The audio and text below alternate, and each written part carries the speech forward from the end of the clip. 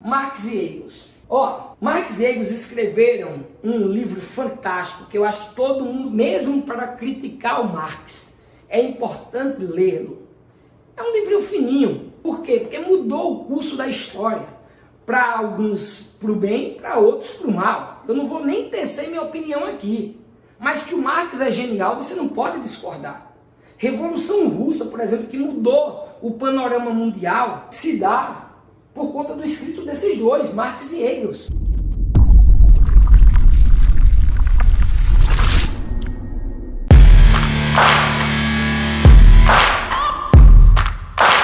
Então o Manifesto Comunista é obrigatório ser lido. Livro curtinho. Leia o que o Marx tem a falar lá. Tem que ler. Não só a Revolução Russa. Professor, quero saber de Revolução Russa? Não diga isso não. Revolução Russa influencia diretamente no Brasil. Revolução Russa influencia na Revolução Cubana. Aqui na América Latina cria-se diversos partidos comunistas. Quando se tem a ditadura militar em 1964, se dá um golpe justamente para que, segundo eles, que é uma grande farsa, para que os comunistas não subissem ao poder. Então veja, um evento que aconteceu lá na Rússia, em 1917, durante a Primeira Guerra Mundial. A Primeira Guerra Mundial vai entre 1914 até 1918. Enquanto está rolando a Primeira Guerra Mundial, a Rússia sai da guerra e faz uma revolução. E isso deu um efeito cascata. Por exemplo, a ditadura militar no Brasil, só para dar um único exemplo, eu podia dar outros. Quer melhor? Vamos para o mundo.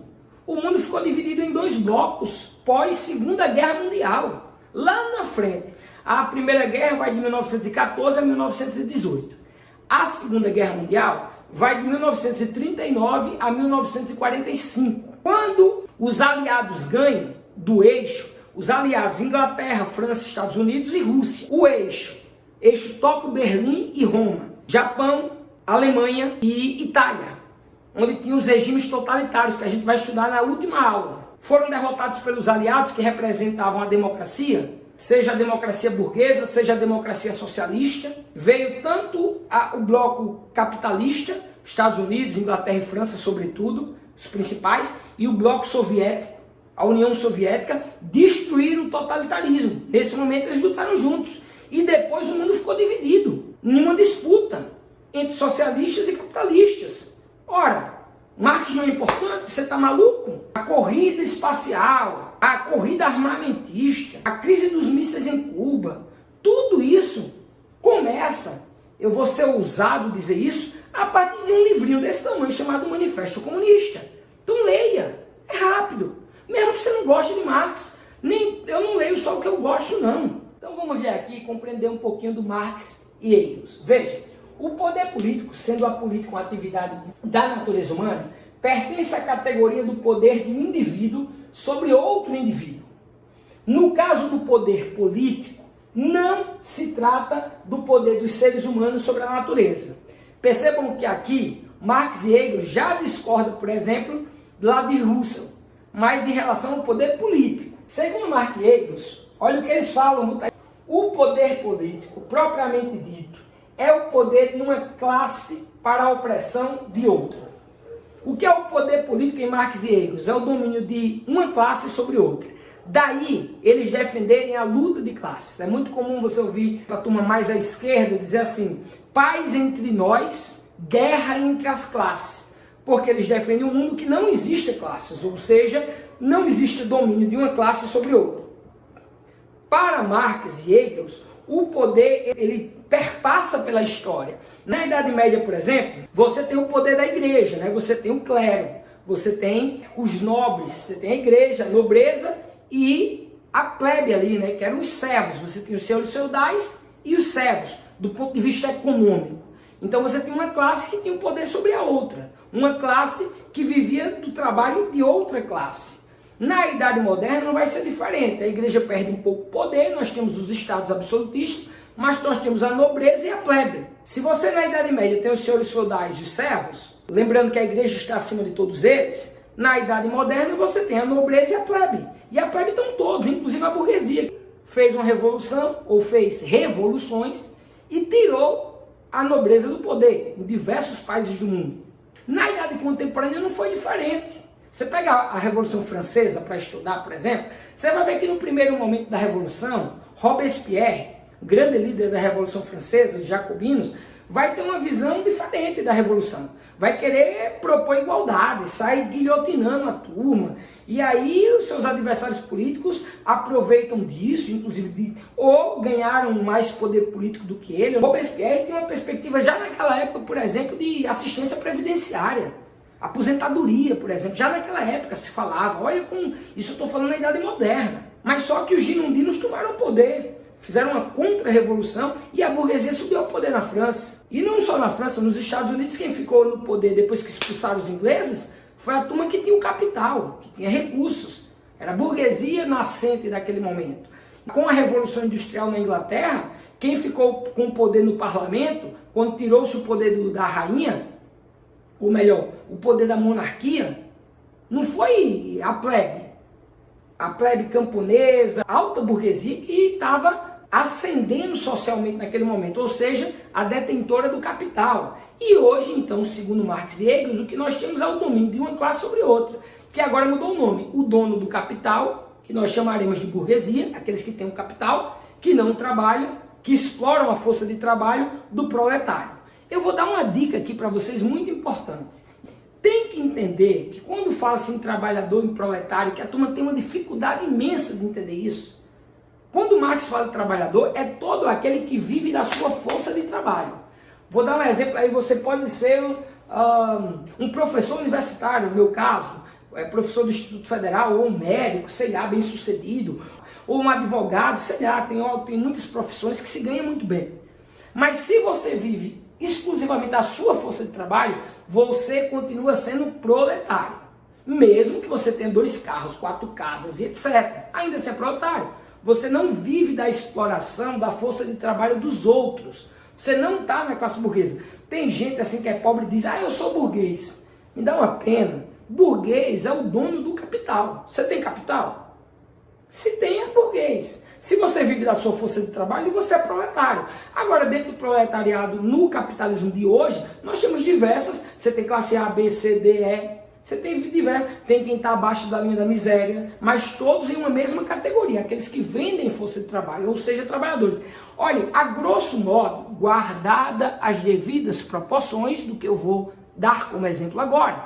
O Neymar é burguês ou proletário? Proletário. Ele tem que treinar toda semana, tem que jogar, tem que fazer os gols, sofre pressão da torcida, sofre pressão do dirigente do time que comprou ele. Mas ele é rico demais. Ok, mas ele ainda vive da força de trabalho dele.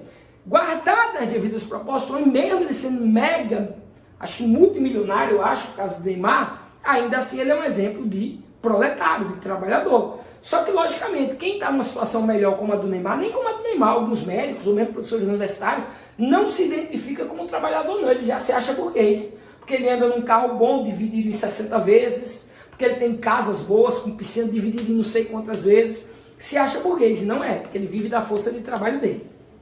A burguesia faz uma coisa que o Marx chama de mais-valia. Você é aluno do vestibular. Já caiu pelo menos 3 vezes no vestibular a mais-valia. É simples de entender o que é a mais-valia. Ora, eu sou burguês, eu sou o dono do capital. Invisto meu capital em maquinário e preciso de pessoas que trabalhem nessas máquinas. Eu estou dando um exemplo de indústria de máquina, mas podem ter vários outros exemplos.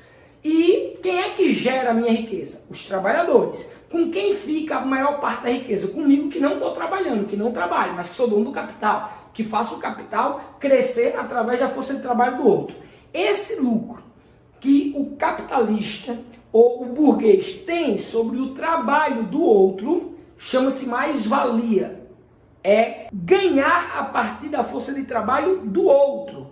Pessoas, qual é a saída? Só socialismo? Não necessariamente. Tem muitos que defendem os sistemas de cooperativa, onde não tem dono, o dinheiro da empresa é dividido e repartido entre todos, onde existe sim bonificação para quem trabalha mais, para quem é mais, enfim, existem bonificações a mais, mas não tão absurda ao ponto do cara ser detentor de todo o capital. Beleza? Tem um cara chamado Thomas Piketty, ou Piketty. Ele se auto-intitula capitalista. A gente vai discutir isso na última aula.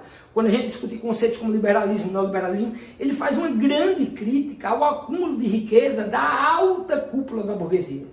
Por quê? Porque com tanto recurso, ele começa a interferir em instituições como igreja, como Estado. E fica, em alguns casos, as empresas ou algumas pessoas, alguns mega bilionários, estão maiores do que o próprio Estado. Aí o Piketty faz, o livro dele assim, é best-seller, vendeu muito, e ele é capitalista, não estou falando socialista não. Deu uma pesquisada no Google que pode ser que vocês gostem. Tá aí um contraponto a Marx, porque daqui a pouco tem um que diz, esse professor é só marxista, só quer dar aula de Marx e Engels. Eu não vou, nem aqui, nem em lugar nenhum do mundo, dizer que não é para ler Marx, que não é para estudar Marx, porque eu sei da importância do cara. Não sou obrigado, nem você é obrigado a concordar com tudo que Marx fala, muito pelo contrário. A gente pode discordar em tudo, mas ler e entender o que Marx falou tem que entender, porque isso impactou na história. Vai impactar nos regimes totalitários. Como é que a gente vai entender os regimes totalitários se não entendermos Revolução Russa e o marxismo? Não dá. Leia o Manifesto Comunista também. Percebem-se 3 tipos de poder. Percebem-se 3 tipos de poder principais na relação entre seres humanos. Isso é o que o Marx e o Engels falam. Quais são os 3 tipos de poder? O poder econômico, o poder ideológico e o poder que nós queremos falar mais, político. Que aí esse poder político, eles foram mais profundo. Eles estudaram mais o poder político. E por isso que a gente vai ver um pouquinho mais deles, mas não é muito mais do que vimos nos outros não. É só porque tem alguns tópicos que eu preciso que vocês entendam, dada a importância histórica desses caras. Mas vamos primeiro para o poder econômico. O que é que eles falam do poder econômico? Eu só vou ler rapidinho. Se dá por meio da posse de bens, levando aqueles que são deles desprovidos a vender sua mão de obra. Em geral, este poder é o que o patrão exerce sobre os seus empregados. Isso eu já expliquei. O que é que eu tenho para vender para vocês? A minha força de trabalho. Olha, eu estou suando aqui. Estou vendendo minha força de trabalho. Quando eu vou trabalhar para o Estado, no Instituto Federal de Alagoas, ao qual eu trabalho, eu estou vendendo o quê? Minha força de trabalho, a minha ferramenta é a voz. Hoje você vende intelectualidade, você pode vender a arte. Hoje essa ideia é mais fluida, mas ainda assim vende-se a força de trabalho. Então o poder econômico é quem tem o capital tem poder para comprar a tua força de trabalho. E o proletariado, o que ele tem a vender é a sua força de trabalho, porque ele não tem o capital, ele não é dono do capital. Beleza? Poder ideológico. Segundo Marx, tanto em Marx como em Hegel, o poder ideológico é aquele em que o homem transfere suas ideias, seu conhecimento, permitindo assim um domínio sobre a natureza. Este poder vem sendo exercido ao longo dos séculos pelos sábios. Isso é importante. O poder é ideológico. O maior aparato de poder ideológico, por exemplo, é a religião. Religião é um poder ideológico incrível. Eu, por exemplo, tenho diversos vídeos. Visite lá o meu YouTube. São vários temas distintos, procure os temas de religiosidade. Eu defendo, por exemplo, a persistência dos deuses, por que a religião persiste hoje. Eu discuto contra o Marx, contra o Nietzsche, eu tenho inclusive livros, já vou fazer propaganda aqui, Deus está morto, refletindo sobre o Nietzsche, quando ele diz que Deus está morto. Enfim, dá uma olhada lá, que eu aprofundo em alguns vídeos lá no YouTube, vídeos curtos inclusive, esse debate aqui, desse aparato ideológico de poder. Utilizando de um pleonasmo, digamos que o poder ideológico é extremamente poderoso, como por exemplo diversas etnias indígenas, a figura do cacique. E aí nesse ponto é muito legal voltar para o Foucault, que o poder é micro.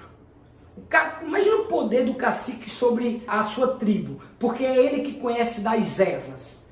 Imagina o poder que um padre, um bispo tinha na Idade Média, não só o poder institucional dotado pela igreja, eu estou falando do poder ideológico que ele representa. Para você ter ideia, no catolicismo, e não é uma crítica aos católicos, o padre é o próprio Jesus quando ele está celebrando a missa. E assim deve ser encarado. Quando ele está fazendo o milagre da Eucaristia, digamos assim, que é transformar o pão em carne, ele é o próprio Jesus. Olha a figura de poder que tem um padre. Tanto que, para dar o exemplo da Igreja Católica, só quem pode fazer é o padre. Veja, isso é uma forma de poder. E na Idade Antiga, então, esse poder era extremamente dos sacerdotes. Isso em qualquer civilização, nos egípcios, nos fenícios, nos persas. Enfim, os sacerdotes tinham um poder incrível. Eu dei o exemplo do padre agora, mas também tem vários exemplos para pastores.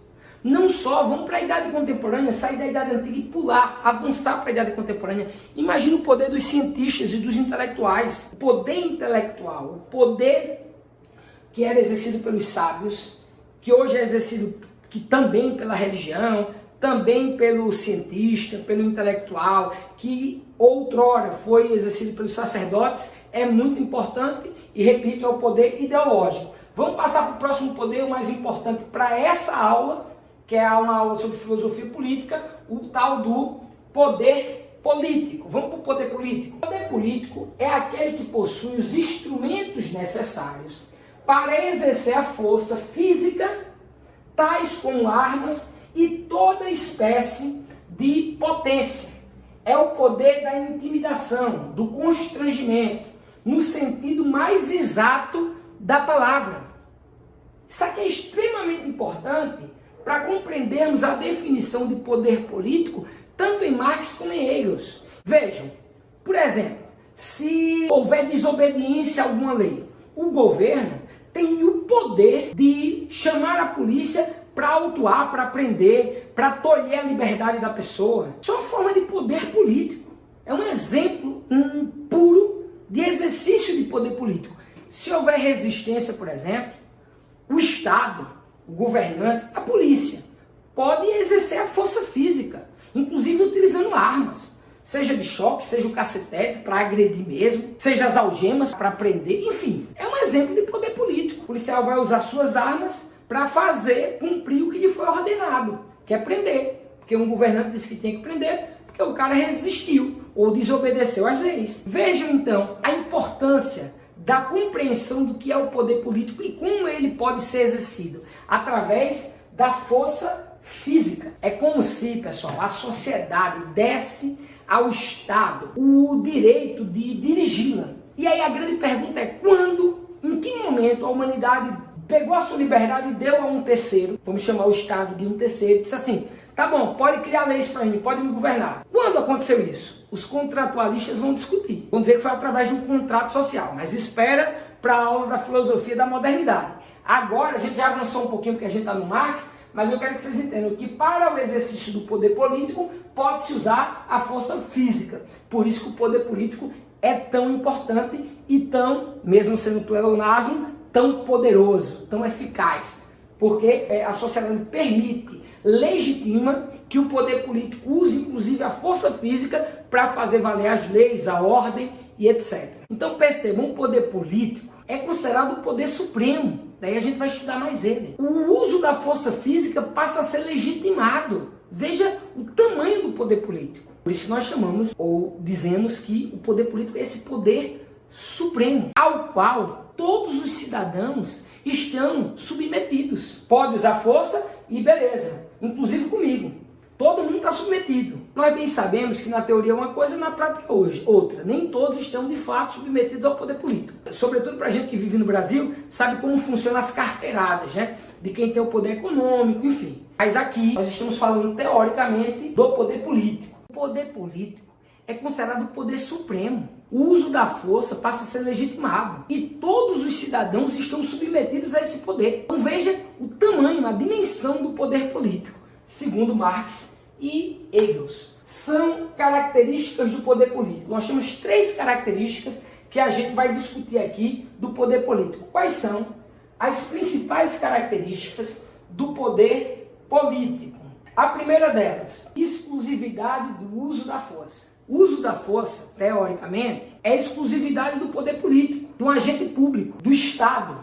Uma coisa é você dar um soco, por exemplo, em um policial que não está fardado. Outra coisa é você socar um policial fardado. Você socou um Estado, um agente público. Ali você está indo contra a sociedade organizada. As duas ações são abomináveis. Mas eu estou querendo que vocês entendam a dimensão que é o poder político. Uma coisa é o indivíduo que está sendo atacado no seu direito. Outra coisa é o Estado, o policial enquanto farda.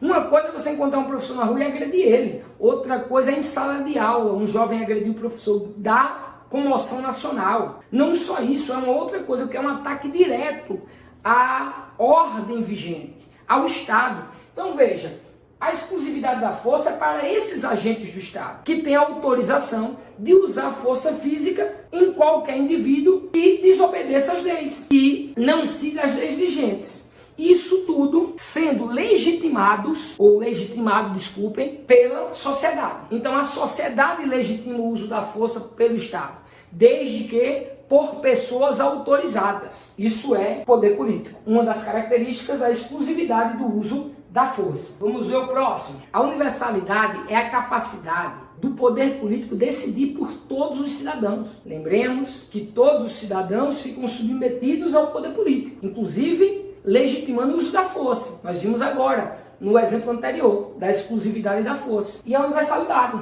Nós até somos chamados para decidir politicamente quais os representantes queremos, sobretudo na maior parte dos países democráticos do mundo. Mas o que o poder político decidir vale para todo mundo. E isso não só estou falando do uso da força, não. Estou falando de recursos naturais, recursos econômicos, recursos políticos, para onde vai ser destinado determinada verba, se é mais importante investir na educação, na saúde ou na infraestrutura. Agora, em cenário da pandemia da Covid-19, eu estou falando no ano 2021, em dizer se as pessoas podem ou não sair de casa. Então vejam, a universalidade é uma parte do poder político no qual ele decide por todos. O poder político decide para todos. Daí quando alguém diz, eu não quero participar da política, ele está dizendo, olha, decidam por mim. Para onde os recursos vão, nem me importa. Veja que sandice. Vamos para o próximo exemplo, para a gente fechar logo o poder político. Inclusividade é o poder político intervindo em todas as atividades sociais e gerenciando, dirigindo essas atividades sociais para os fins que se deseja, para onde se quer. Isso é uma das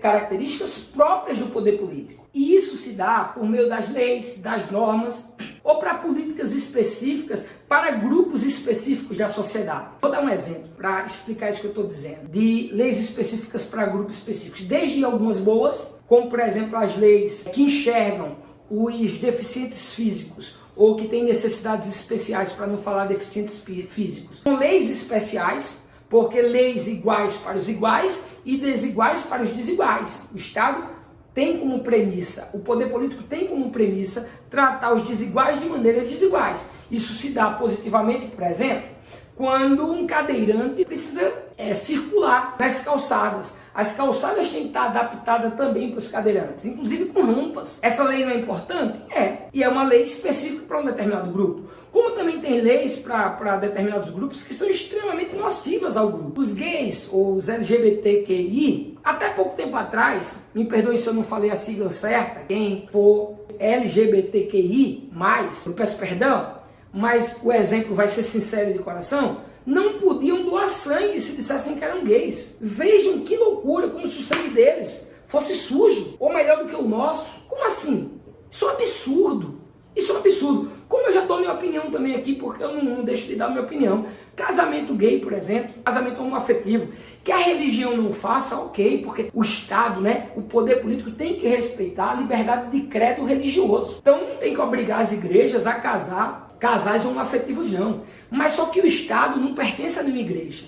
A Bíblia não é Constituição. Eu, como cristão, me envergonho quando cristãos querem proibir os outros de se casarem, por exemplo, a partir dos seus princípios cristãos. Os cristãos um dia foram minoria e eram perseguidos e mortos quando eram minorias lá em Roma. Aí agora que viramos maioria, nós queremos impor a nossa regra e que o Estado governe para o nosso grupo a partir das nossas convicções religiosas? Não pode ser assim. Aí eu estou dando um exemplo da inclusividade, que o Estado decide para os outros, para onde ele quer dirigir, por meio de leis, normas, inclusive com leis específicas para determinados grupos. O Estado não vamos falar de Estado ainda, me perdoe.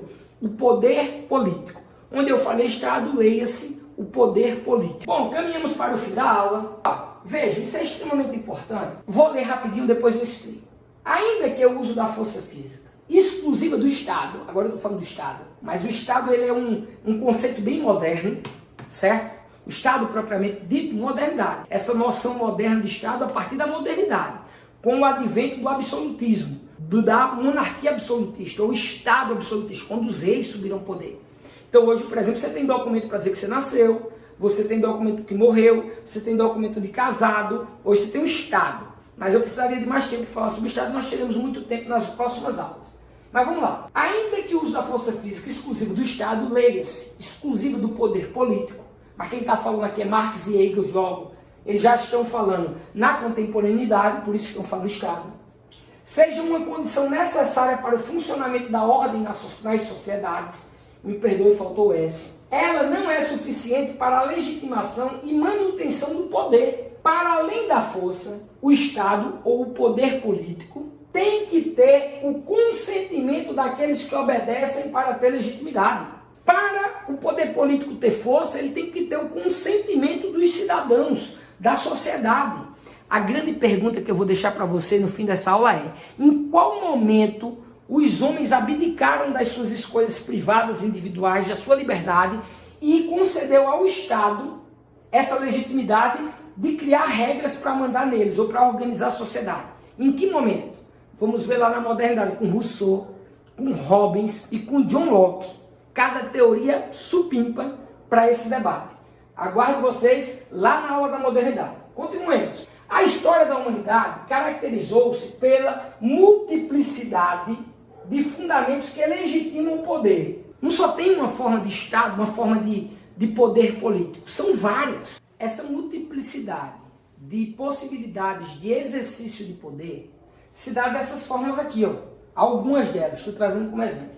Estados teocráticos, governos aristocráticos, democracia, Estado socialista, Estado liberal clássico, Estado totalitário. Esses três aqui, por exemplo, o Estado socialista, o liberal clássico, o totalitário, vai ser nosso conteúdo na última aula, que eu trabalharei diversos conceitos. A gente vai trabalhar socialismo, neoliberalismo, inclusive liberalismo, socialismo utópico, socialismo científico, enfim. Esses três iremos trabalhar mais à frente. Nos estados totalitários, por exemplo, aqui você tem o nazismo, você tem o fascismo, enfim. Eu quero chamar a atenção para esses três e citá-los como exemplo. Lembrando que kratos, em grego, significa, espremendo muito a palavra poder.